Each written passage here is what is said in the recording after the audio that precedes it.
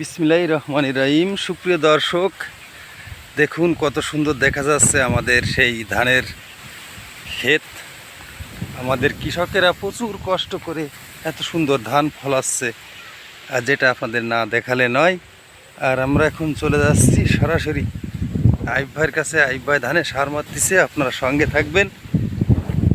এত সুন্দর ধানের ফলন আমাদের এই সোনার বাংলায় ছাড়া আর কোথাও দেখা যায় না। দেখুন চারি সাইডে ধানের সমারোহ, বাতাস বইছে। বাতাসের শব্দ আপনারা হয়তো বা অনেকখানি পাচ্ছেন। আপনারা সঙ্গে থাকবেন। আইব ভাই ধানে সার দিচ্ছে, আমরা একটু তুলে ধরবো যে এখন প্রায় ধান থোড়মুখী, তখন কী সার ব্যবহার করতেছে। সঙ্গে থাকবেন আপনারা আশা করি। এই দেখুন এখানে আছে ইউরিয়া, ড্যাপ, যেটারে বাংলায় আমরা অনেকে মাইটে সার বলি।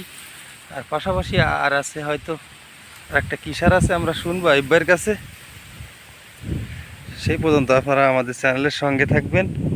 আপনারা প্রতিনিয়ত আমাদের ভিডিও দেখতেছেন, শেয়ার করতেছেন, আপনাদেরকে লাইক দিচ্ছেন, কমেন্ট করতেছেন, এজন্য আপনাদেরকে অনেক অনেক ধন্যবাদ।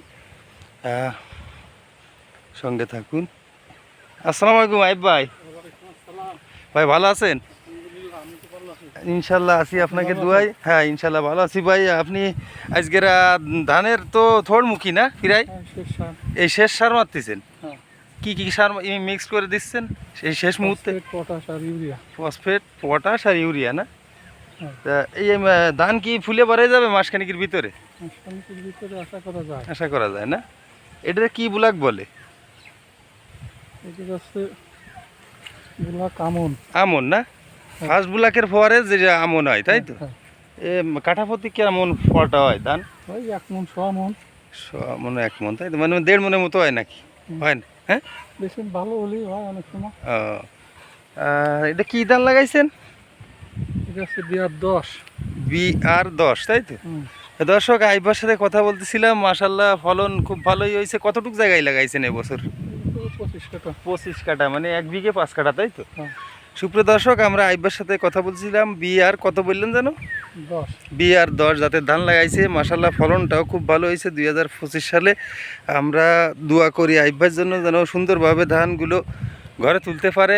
আর 25 কাঠা জায়গাতে আইব ভাই এবছর ধান লাগাইছে। আর এইবার শেষ সার মারতেছে। এই 3 প্রকার সার মিক্সড করে মেরে দিচ্ছে, এই শেষ। এরপর আর সার মারা লাগবে না। এবার এই সিজনের এই ধানে তো বেশি একটা পানি দেওয়া লাগে না? না, পানি মোটেই দেওয়া লাগে না। মোটেই দেওয়া লাগে না?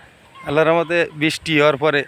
এবারে তো ঘন বৃষ্টি। আর এবারে তো ঘন বৃষ্টি। হ্যাঁ মাশাল্লাহ, যার জন্য ধান ইনশাল্লাহ ভালো আছে। তবে ভাই 2-1 জায়গায় যে নিচে নিচে দেখতেছি ধান, কারণ মাজরা পোকার দমনে না, এসব ঠিক হয়ে গেছে এখন না? দর্শক, এই বছর আইব ভাইয়ের ধানটা একটু খারাপ মনে হচ্ছে আমার কাছে, কারণ আগে পরে তো ভিডিও দিছি অনেকগুলো।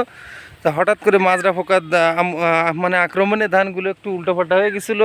মাশাল্লাহ আবার ঠিক হয়ে যাচ্ছে এখন, তো সমস্যা নাই। সর্বশেষ আইব ভাইয়ের জন্য দোয়া থাকলো যেন সুন্দরভাবে ধানগুলো ঘরে তুলতে পারে 2025 সালে। সবাই কমেন্ট করবেন, ভিডিওটি শেয়ার করবেন, লাইক করে সঙ্গে থাকবেন আমাদের কৃষি চ্যানেলের সঙ্গে। আপনারা জানেন আমরা প্রতিনিয়ত কৃষিভিত্তিক কন্টেন্ট আমাদের ইউটিউব চ্যানেলে ছেড়ে থাকি। তো সবাই সঙ্গে থাকবেন এবং কমেন্ট করবেন ভিডিওটি কেমন লাগলো। পরবর্তী কোনো এক ভিডিও ইনশাল্লাহ কথা হবে। আর আপনারা যারা কৃষিভিত্তিক কাজের সাথে জড়িত, তাদের যদি কোনো প্রশ্ন থাকে অবশ্যই কমেন্ট বক্সে লিখবেন। আমরা আশা করি সঠিকভাবে উত্তর দেওয়ার চেষ্টা করব, কারণ আপনারা জানেন আমরা সরাসরি কৃষকের কাছ থেকে তাদের মুখ থেকে সত্যটা তুলে ধরি। আমাদের ভিডিওয় কোনো অসত্যর আশ্রয় দেওয়া হয় না।